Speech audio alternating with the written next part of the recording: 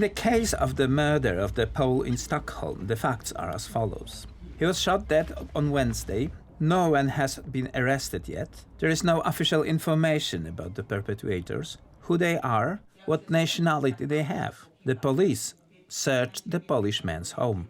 Poles are shocked by the lack of basic empathy shown by the Swedish police. Not as a victim, but as one of the gangsters. This is how the Swedish police allegedly treated the Pole killed in Stockholm on Wednesday. Telewizja Republika reporters talked to Mr. Michał's mother about this. Her words are shocking and make us ask the question whether the Swedish state acts in the interest of its citizens or bandits, often with immigrant roots. Many hours of detention at the police station, search of the apartment and police interrogation of Mr.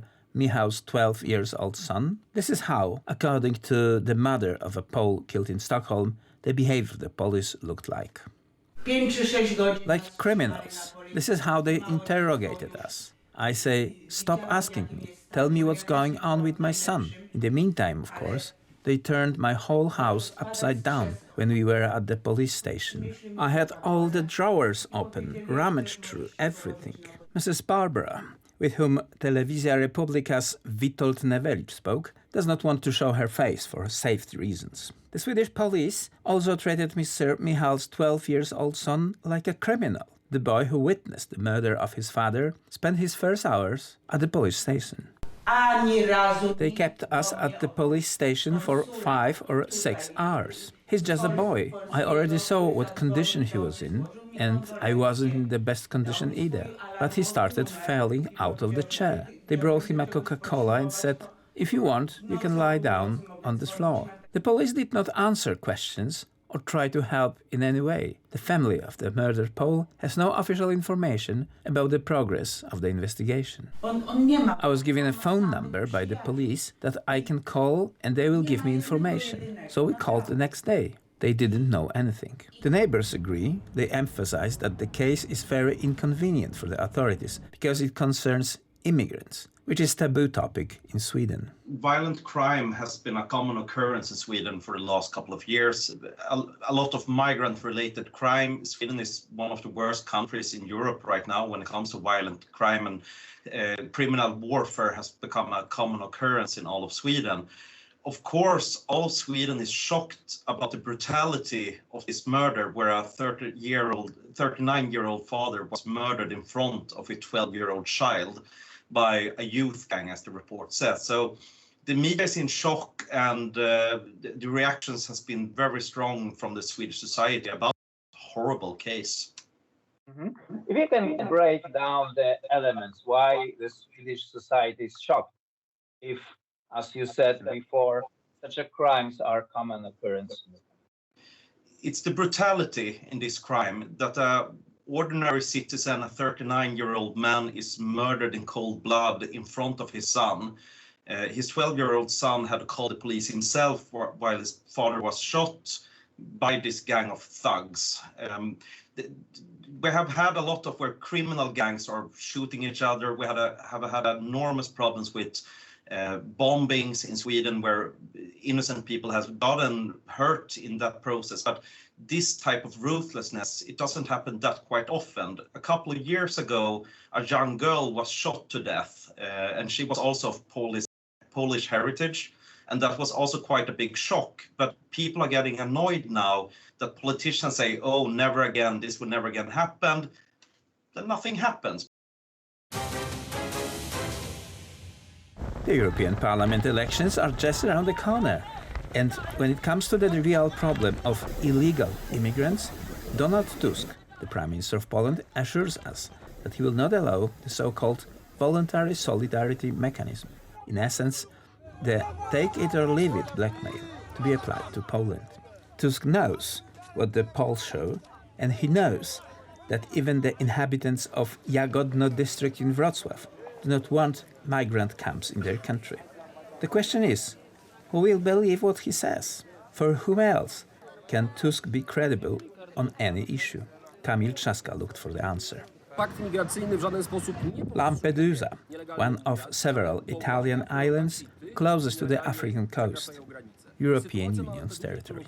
Another record was broken last week. 1,500 illegal migrants per day. They all end up in regularly overcrowded temporary camp. From here, they are relocated to continent and further to other countries of the community. According to officials from Brussels, this mechanism was supposed to be a solution to the problem. The Migration Pact does not stop illegal migration, but helps to relocate those who have already entered the European Union illegally. The situation in Lampedusa will not change. The Migration Pact is helping to relocate these migrants to different countries in the European Union. But it is not stopping a problem what we have known about for years.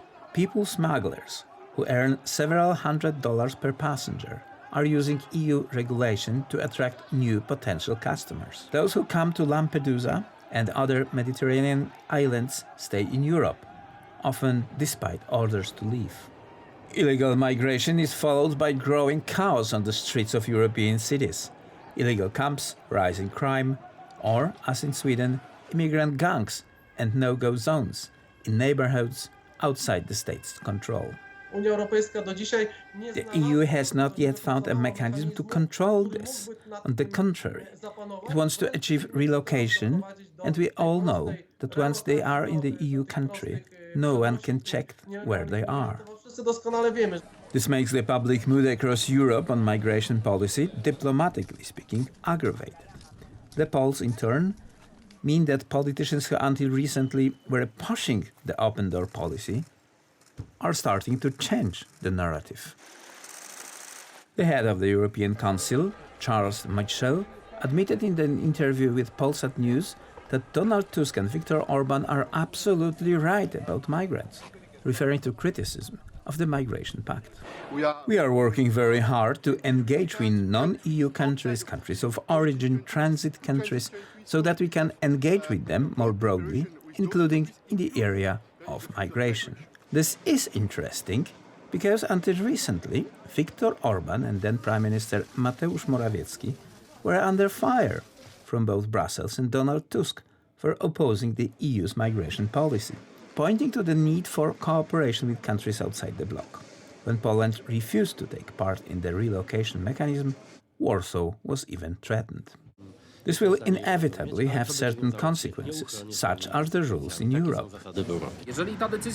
If this decision is taken by a simple majority, Donald Tusk will be able to appeal to the Court of Justice of the European Union. If he does not, if he makes a deal with those who promote illegal migration, he will be complicit. This is clearly feasible in the context of securing Poland's eastern border. During the most massive attacks on the border with Belarus, the then opposition criticized the United Right government, called for the migrants to be let in, and insulted border guards and the army. In recent years, we have often heard from Donald Tusk that Poland does not accept the solutions adopted in Brussels and that it directly violates the rule of law, because this is what the struggle has been about in recent years. And this is what Poland has been slandered about by European People's Party politicians. Today, no one is organizing political events on the border, and the same people are talking about strengthening security and praising the actions of the same officers who until recently they were pulling down. They died because they were Polish. Today is the day of remembrance of the Katyn massacre. 81 years ago, on April 13, 1943, the Germans announced that the death pits had been found near Smolensk. The Katyn lie, built up by the Soviet Union since 1943, finally collapsed on April 13, 1990. On that day, the Soviet news agency TASS published a statement from the USSR authorities, officially confirming that Polish prisoners of war had been shot by the NKVD in the spring of 1940. This is a crime of the leadership of the Soviet state, with the highest representative of that state signing the order for murder. The annihilation of the Poles was one of the main objectives of the Soviets, because Poland is their eternal enemy. The Poles had to be dealt with. This is, by the way, has been going on since Tsarist times, when we could not count on any friendship from the East. The Poles were deprived of their elite. The soldiers murdered at Katyn were teachers, doctors, lawyers in civilian life. They were missing when we rebuilt our country after the war.